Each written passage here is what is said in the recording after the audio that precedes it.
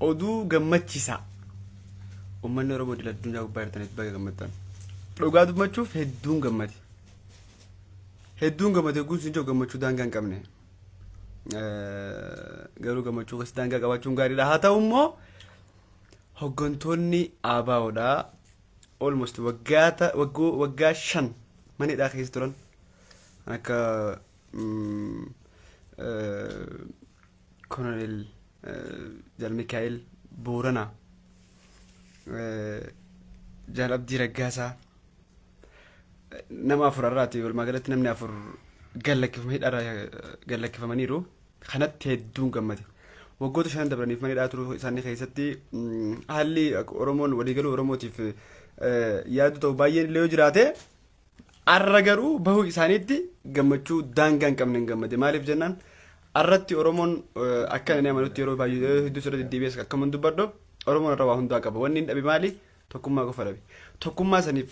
dhaabbileen siyaasaa Oromoo warri biyya hogganu jiranis ta'e warreetta mormaa jiran hidhaatti horguuranii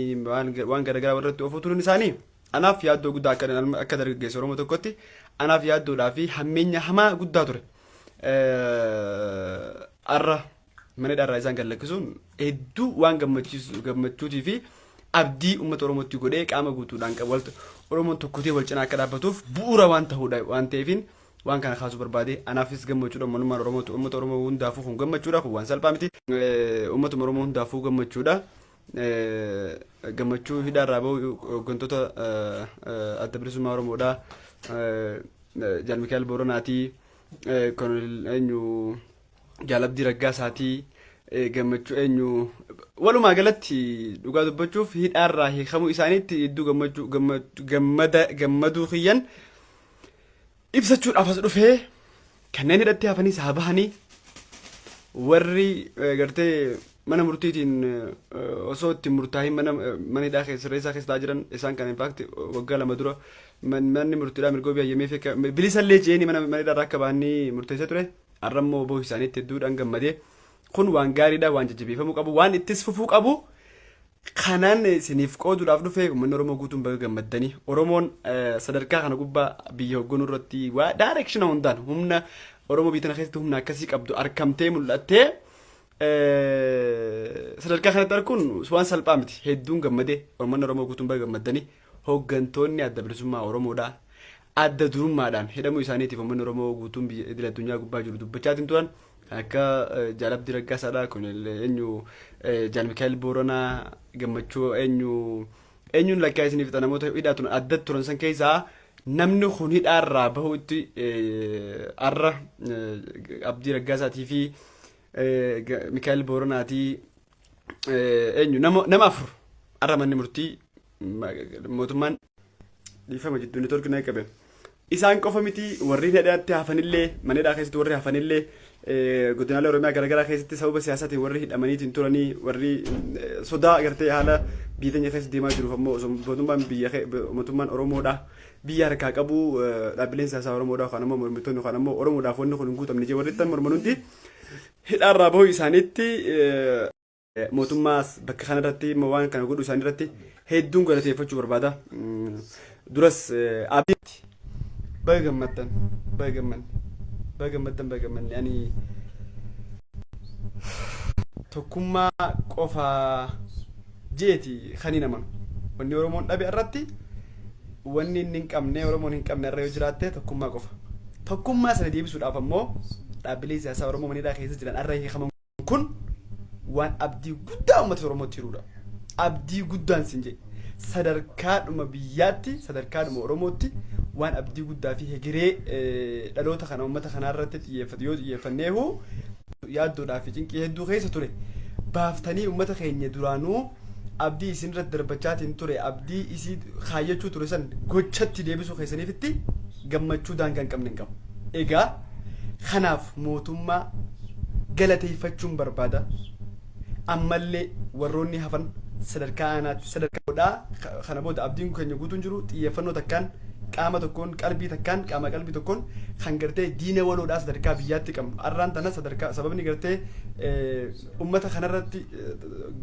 warri nungeenya hundi ittiin tuffachaa jiran sababaa wal dhabdee fi wal qabannaa dhaba ummata Oromoo dhaabbilee siyaasaa Oromooti Oromoo bakka kanatti arguun waan salphaa miti. Dhugaa dubbachuuf hedduu dhuman gammade hedduu jechan qabu. Kana boodas abdiin jira. Irran deebi'a baga gammaddan baga gammanne hooggantoonni siyaasaa Oromoodhaa ABO'dhaa maneedhaan raayee qaban mootummaan eeguu isaaniitti hedduu takkan gammade Koloneel Gammachuu ayyaana hidharra bahee jira maali Koloneel Gammachuu ayyaana dursee bahee Jaalabdii Raggaasaa Jaal Mikaa'el Booronaa jechan na hanqate gammachuu hiyyaaf jechan na hanqate dhugaa dubbachuudhaaf dhugumatti hin gammadee warri hafanis nu baay'ee qabanii kana booda tokkummaan Oromoo gartee hawwiidhaan akkanumatti harkanii guyyaa waa'ee tokkummaa jechaa ture gochaan gaafan arku waan kana caalaa na gammachiisu hin jiru gochaan hawwiin keenya isan inni gochatti gaafa jijjiiramu wanti kana caalaa na gammachiisu hin jiru so kanaaf hedduun gammadee uummanummaa Oromoo guutuu ni gammaddan jedhan abdii qaba sababa ta'eef hedduu irraa gammaddanii waan kun gammachuu salphaatti ilaallee bira hunnu miti waan itti nuuf fufuu qabu kana booda waan feetan nu ajaa sadarkaadhuma gartee duraan xiqqoo qurramaa fi qalbii keessatti gartee yoom Oromoo walii galti tokkummaan Oromoodhaa yoom Oromoon bakka takka deebiif jenne kanaan dura isaaniif illee hooggantoota siyaasaa Oromoodhaa warra dhaabaa ABO'dhaa tokkummaa keessan xiyyeeffannoon keessan gartee dhimma aangoo bakka kana naan malaa bakka sanii naan malaa bakka santu sii malaa bakka santu sii malaa fuuldura osoo hin taane mootummaas ta'ee miti mootummaan hundi keessanuu maaltu Oromoof mala Oromoof bakka kamtu mala sadarkaa kamtu malaa malee bakka kamtu naan malaa arra sanqaarraan tana aarsaan Oromoo irraan tana gartee kafalaatiin ture kuni sababni aarsaa kafaluu uummata kanaa tokko hooggantoota adda bilisummaa Oromootii fi mootummaadha sababa ta'eef iddoo sana dhaabbattanii dongora keessa uumamisan lammaffaa diibee kan uumamne godhuudhaan mootummaas ta'ee adda bilisummaa Oromoodhaa waan kana gadi fageenyaan dhaabbattanii ilaaltanii waheegiree uummata keenyaa irratti murteessuun isin qabdi gartee akkuma Mangistuu Hayilamaariyaam fakkaata Abeebaan Magireel kan cinqillaatu nu jeesan hayyuun keenya yookaan ammoo mataan uummata kanaa yoo wal cabse yoo waliin deemne yoo waliin obboomamne yoo waliif hin ajajamne yoo waliin kabajne yoo wal jala hin deemne waliif hin ajajamne uummata kana tarkaanfachiisuun ulfaata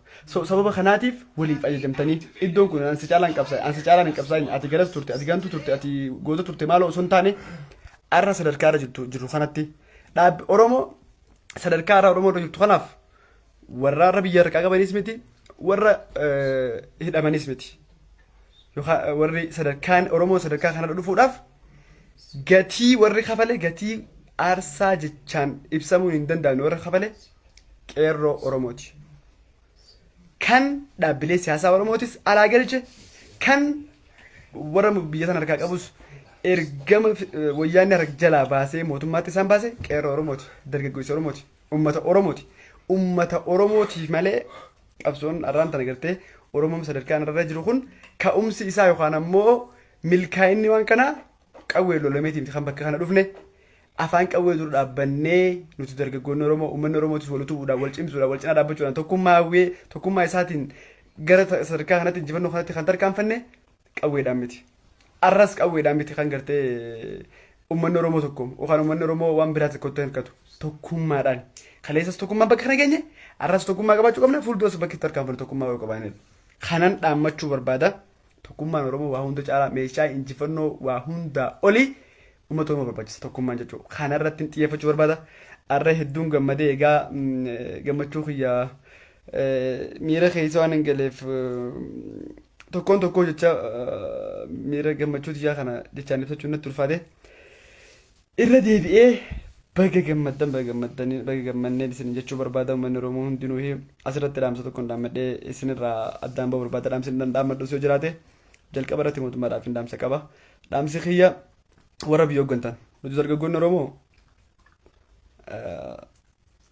gareedhaan miti kan nuti deeggarru. Garee osoo hin taane nuti kan nuti deeggarru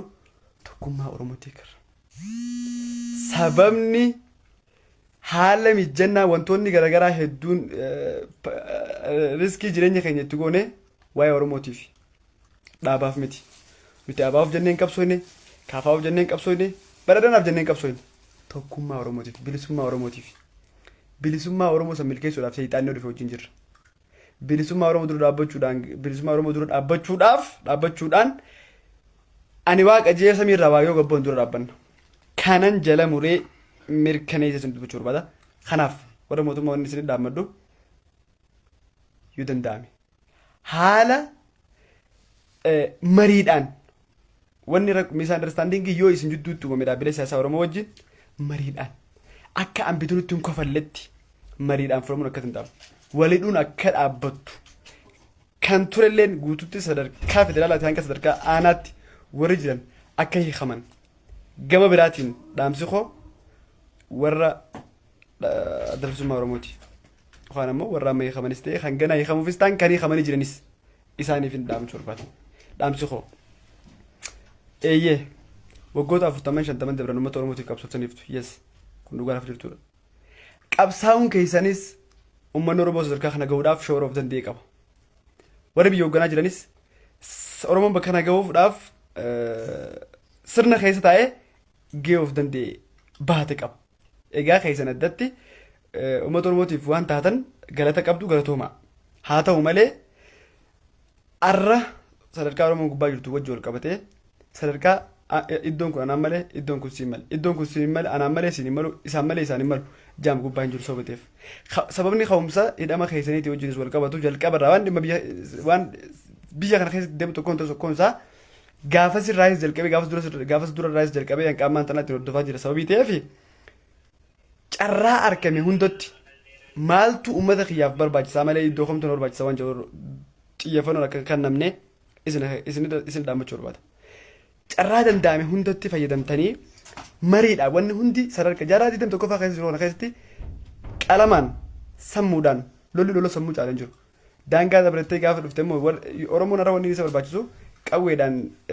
daangaa ce'ee waan biraa godhu osoo hin taane walirratti qawwee qabachuu osoo hin taane waliin ta'ee tokkummaadhaan diina daangaa ce'ee isa dhufu dura dhaabbatee aarsaa kafaluu barbaachisu hunda kafalee ummata isaatis ceesisee biyyattis ceesisuu danda'u godhachuutu irra jiraata sababii ta'eef kana nuuf qabadhaatii waan jiru hunda mariidhaan sadarkaa furamuu danda'u irratti akkaataa furamuu danda'u irratti akka xiyyeeffataniin isin biras kaa'achuu barbaada. Sadaffaa irratti uummata Oromootiif dhaamsa dhaammachuu barbaada. Dargaggoo Oromootiifis ta'e dargaggoon Oromoo akkuma yeroo dura deddeebi'ee dubbadhu dafee duudaa biyyattiiti. Of course lafee duudaa biyyattiiti. Reyaalitiin lafarra tures dargaggeessi Oromoodha. Jijjiirama irraan tana dhufee gartee mootummaan biyya hoogganaa jiru Oromoon hoogganaa jirtu kanaaf gahee ol'aanaa namni taphatee dargaggoo Oromooti. Qaamaan keessatti turre qooda keenya keessaa fudhachaa ture sababii ta'eef dhugaan jirtu isa kan addunyaan beektu kan miidiyaan addunyaa hundi beekan dargaggoo Oromoo sababii ta'eef dargaggoo Oromootiif walumaa galatti uummata Oromootiif dhaamuu barbaadu uummata warra biyya hoogganaa jiranis ta'ee warra mormaa jiran kan bosona jiranis ta'ee kan karaa nagaatiin gara hundaanuu qabsoora jiran hunda isaanii ija guduunfannee deeggaruu osoo hin taane yookaan ammoo ija guduunfannee mormuu osoo hin taane ija guduunfannee mormuu yookaan ammoo ija guduunfannee deeggaruu osoo hin taane ija banannee dhaabaaf hin qabsoofne akkuma irratti deebi'ee dubbachaa jiru kan nuti qabsoofneef uummata keenyaaf kan nuti dhaabbanneef uummata keenyaaf bakka bu'aan uummata keenyaa jirutti qaama uummata keenyaaf bu'aa buuse kamuu seexaana taatu sappoortii godhuu danda'u irra jiraata uummata keenyaaf bu'aan jiraatan jechuudha fakkeenyaan kaasee seexaana uummata keenyaaf bu'aa buuse jechuudha so warra hidhaarraa hiikamanis hedduutti gammannee mootummaa hidhaarraa isaanii keessa hedduutti gammannee kanaaf dargaggeessi Oromoo yookaan uummanni Oromoo dhaaba yookaan ammoo qaama sappoortii isin godhu hunda qaama bu'aadhaaf yookaan ammoo leegasii yookaan hegeree hawaasa keenyaa irratti hojjetu kamuu sappoortii godhaa warra faallaa yookaan ammoo hegeree uummata keenyaa irratti yaadduudhaaf shakkii ta'an hunda dura dhaabbachuu danda'uu qabna. Waan akkanaa kan hojii gaarii kana gaafa garreemu sappoortii godhuudhaaf jajjabeessu nutti amala haa taatu kanan dhaammachuu barbaada irran deebi'aa goolabbiin koo baga gammaddan baga gammanne wanti jalqabame itti fufuu danda'uu qaba. Arras sodaan jiru sodaan gartee sadarkaa federaalaa qabee akka gandaatti jiru maqaa taappellaa garaagaraa walii laxxafuu san dhaabbatee akkas gartee firiidamiidhaan iddoo Oromiyaa guutuu keessa hunda deddeemuu qaamni fedhe deemuu danda'u kan ammoo dargaggeessinis iddoo fedhetti firiidamiidhaan jiraachuu danda'u irratti hojjetamuu danda'u qaba. Warri hidhaa jiran immoo sadarkaa federaalaatti haga aanaatti warri jiran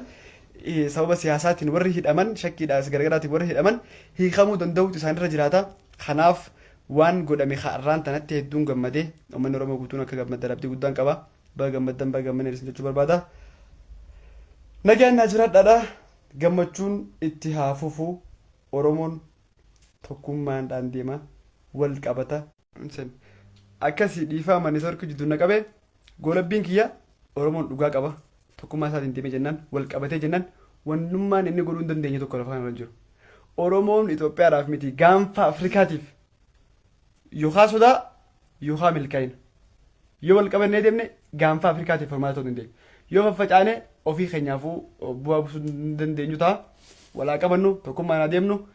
waliin taana waliif taana biyya teenya qabanneeti uummata keenya qabannee tokkummaa teenya qabannee fuulduratti tarkaanfannaa haqa qabnu uummanni Oromooti dhugaa qabnuuf diinni keenya baay'ate diinni keenya sadarkaa garaagaraatiin istiraatejii garaagaraatiin caallee harkamnee biyya teenyas duratti tarkaanfachiifnu biyya kan harkaa qabu Oromoodha. Yes biyya kan harkaa qabu Oromoodha. Oromoon ammoo tokkummaa isaa qabachuu qaba. Nuti wal qabannee jenna wanni nuti hin dandeenye tokko illee hin jiru. Wanni nuti hin dandeenye takka illee hin jiru. Walaa qabannu tokkummaa keenya jabeeffannu. Oromummaa keenya jabeeffannu. Kabaja waan nu jidduu jiru waan waliin qabnu waliin jabeeffannu. Waan waliin dhabne waliin jabeeffannu. Waan waliin qabnu waliin jabeeffannu. Waan ammoo adda addaatti qabnu waliif haa kabajnu. Isin gola buukiyyaa network jidduu na dhaabbise. Oromoon gadaan bulaa sirna gadaa isaatti jalatti deebi'ee jennaan wanni nu godhuu dandeenyu tokko illee hin jiru. Gadaa keenya jabeeffannu akka sirna gadaatti na deemnu gadaa addunyaadhaaf qoodne kana qabannee haa tarkaanfannu. Uummanni Oromoo guutuun tokkummaa